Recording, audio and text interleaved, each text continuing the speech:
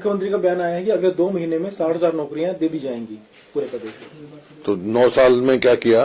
9 साल में तो बेरोजगारी में नंबर 1 पहुंच गए पूरे देश में। हरियाणा जैसे सिंबॉलिक तौर पे हमने जींद से शुरू किया था, हमारी पार्टी के अध्यक्ष नारनौल से किया था, सुरत तक कुछ किया, और इस तरह कार्यक्रम बने हुए हैं। अभी 21 तारीख को कुरुक्षेत्र में है कार्यकर्ता सम्मेलन भी चल रहे हैं जिला के रूप में। तो सारे कार्य जो जिस हिसाब से समर्थन मिल रहा है, जिस तरह से लोगों का उमड़ के आ रहे हैं, उस हिसाब से मैं कह सकता हूं कि लोगों ने मन बना लिया है कि 2024 में हरियाणा में कांग्रेस की सरकार बनाएगी। सर राहुल हुड्डा गांधी सर, की एक मिनट हुड्डा सर, लगातार शैलजा जी फिर से अपना और सुरजेवाला के अलग से वो चल रहा है। हालांकि उसको कह दिया गया है कि ये मतलब कांग्रेस का वो नहीं है, इसको कार्यक्रम नहीं माना जाएगा, लेकिन लगातार एक अलग खेमा फिर से शुरू हो। कोई बात नहीं, क्या है, कांग्रेस का ही प्रचार कर रहे हैं ना। अरे लेकिन दीपक जी ने तो कहा कि हम इसको नहीं वो तो दीपक जी बताएंगे, लेकिन ऑफिशियल कार्यक्रम मैंने बता दिया। घर घर कांग्रेस, हर घर कांग्रेस चल रही है। बाकी और किसी अपने तरीके से कोई कांग्रेस को मजबूत करे तो हमारे कोई एतराज नहीं। सर आपको क्या लगता है कि अनुशासनहीनता है या नहीं? क्योंकि हरियाणा के किसी भी लीडर के पद से अध्यक्ष, प्रदेश अध्यक्ष हैं, आप हैं, किसी के भी वो इस बारे में नहीं, वो तो पार्टी देखेगी। बाकी मेरे को कोई, जहां तक मैं पहले भी कहा था, ठीक है, जो भी अपने तरीके से कांग्रेस होते हैं, इस चीज का इम्पैक्ट जो है चुनाव बता दिया ना मैं। नहीं, कोई इम्पैक्ट नहीं। कांग्रेस को मजबूत करे, कांग्रेस की कोई मुखालफत थोड़ा ही कर रहा है, सब कांग्रेस की अपने तरीके से करे जाए। इस तरह के जो कार्यक्रम होते हैं उसमें कई बार जो है सीएम के नाम से नारे लगने शुरू हो जाते हैं। इस तरह जो कार्यक्रम होते हैं सीएम के नाम से नारे लगने शुरू हो जाते हैं, तो क्या संगठन पे कोई बात नहीं। कोई कार्यकर्ता किसी को बनाना चाहता है, कोई आपको बनाना चाहिए, दे देना नारे। मेरे को क्या एतराज है? किसी को क्या एतराज है? कोई आपके लगाएगा, कोई इसके लगाएगा, वो तो कार्यकर्ता की भावनाएं हैं अपनी। सर अशोक तंवर ने आम आदमी पार्टी छोड़ दी है, अब भारतीय जनता पार्टी ज्वाइन करेंगे जल्द, शायद कल ज्वाइन कर लें। मर्जी है, कांग्रेस हर व्यक्ति की अपनी मर्जी है किस पार्टी में रहना है, किस में नहीं रहना। उन्होंने यही कहा कि आम आदमी पार्टी के जो नजदीकियां बढ़ रही हैं कांग्रेस के साथ, उससे वो नाराज है। तो उनको पता होगा जो उन्होंने कहा होगा। आपको क्या लगता है कि हरियाणा में गठबंधन को लेकर आम आदमी पार्टी के साथ जो चुनाव को लेकर कांग्रेस और आम आदमी पार्टी का, क्योंकि चंडीगढ़ मेरे इलेक्शन में ये गठबंधन हुआ है, देखने को जो कल मिला, जो हालात थे जिस तरीके के, पवन बंसल जी ने भी इस चीज की बड़ी वो करी, बोले कि डर गए। तो अब हरियाणा में कैसा लगेगा? हरियाणा में तो कांग्रेस सब में सक्षम है। ठीक है, 10 की 10 लोकसभा के साथ लोकसभा सीट में बताया ना, वो तो अभी तो कोई चर्चा ही नहीं है ना हरियाणा में।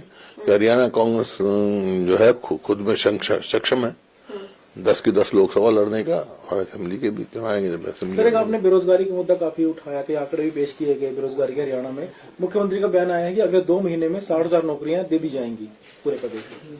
तो 9 साल में क्या किया? 9 साल में तो बेरोजगारी में नंबर 1 पहुंच गए पूरे देश में हरियाणा।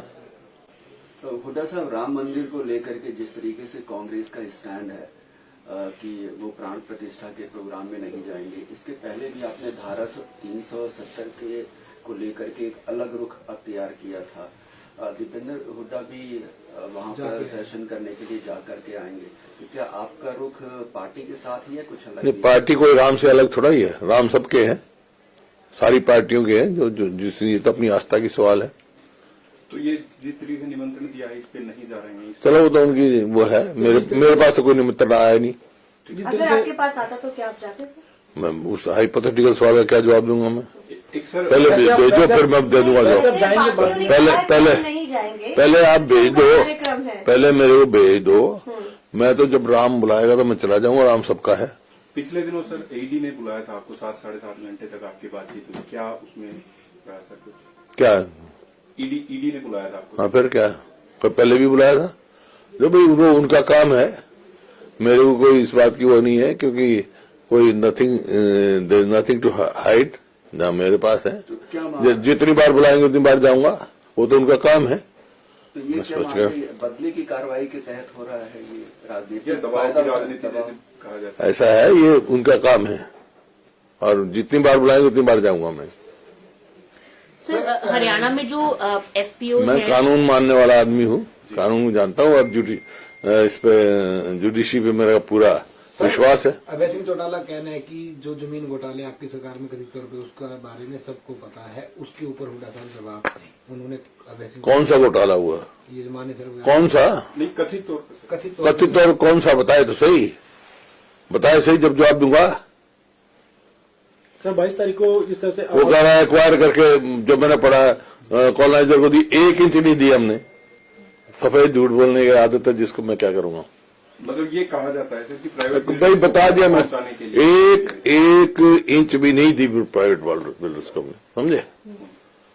मैं असेंबली में भी कह चुका हूं ये बात।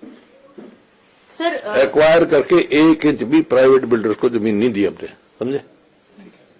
सर हरियाणा में जो एक स्टेट सॉन्ग बनाना था अभी विधानसभा में, उसको लेकर एक कमेटी भी बनी थी।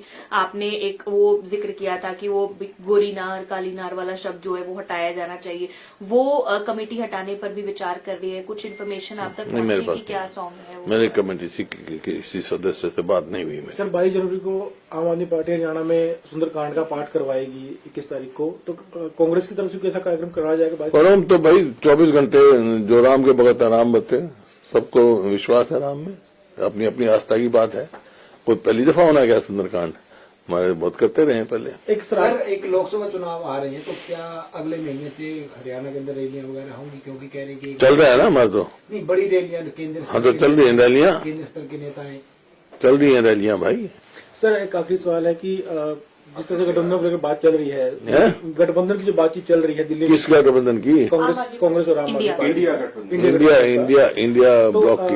हाँ। आम आदमी पार्टी के नेता हैं अनुराग ढांडा, उन्होंने कहा कि जो स्थानीय नेता है हरियाणा कांग्रेस के, उनको इस बारे में बयानबाजी नहीं करनी चाहिए, वो केंद्र देखेगा, हाईकमान देखेगा। वो क्यों कर रहे हैं? वो क्या है, वो भी तो स्थानीय नेता है। बजट सत्र आ रहा है सर, बजट सत्र आ रहा है, कैबिनेट बुला ली गई है, किस तरीके से देखते हैं बजट को? आना है, नॉन परफॉर्मिंग गवर्नमेंट है और कर्जा बढ़ा दिया होगा, और बजट में क्या है, कर्जे में डुबा दिया होगा हरियाणा। कोई सजेशन सर, क्योंकि मुख्यमंत्री हर बार सजेशन मांगते हैं अलग अलग नेताओं से, सांसदों से। क्या अब तक मांगा है आपसे? क्या आपसे कोई ऐसा है, इस सरकार को सजेशन देने का फायदा क्या? जब कर्जा ही बढ़ाना है इन्होंने, काम करना ही नॉन परफॉर्मिंग गवर्नमेंट है, तो उनको क्या सजेशन देनी है? ठीक है सर। मैं तो कोई सजेशन देता नहीं। एक सर, जब ये 3 राज्यों के नतीजे आए हैं, भारतीय जनता पार्टी की जीत हुई, इसके बाद कह रहे हैं कि हरियाणा की 10 की 10 सीटें भारतीय जनता पार्टी जीतेगी।